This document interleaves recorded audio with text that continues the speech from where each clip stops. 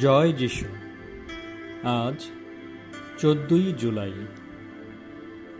প্রতিদিনের চিন্তা ও প্রার্থনা। দিনের প্রধান চিন্তা।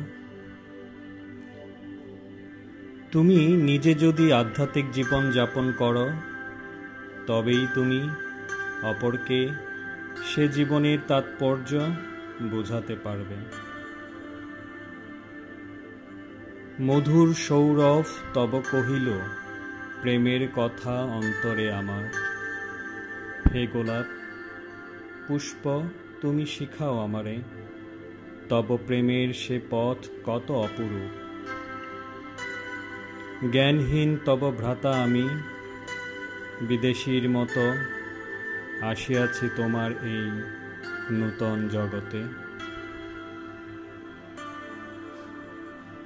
উপদেশ। তোমার নিজের যদি বিশ্বাস ও উৎসাহ না থাকে, তবে তুমি কি করে অপরকে সাহায্য করবে? তোমার মনে যদি সংশয় জাগে, তবে তোমার কথায় কারো কি বিশ্বাস জাগবে? কারণ তোমার নিজেরই তো বিশ্বাস নাই।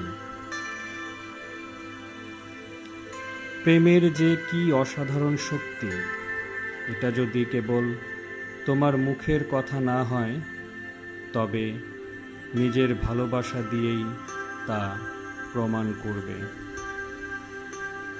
আবার ঘৃণা যদি তোমার হৃদয়কে ভরে রাখে, আর তুমি যদি ক্রোধ ও ঈর্ষার দাস হও, তবে মুখে তুমি যাই বলো না কেন, তোমার কথার কোনো মূল্য নেই।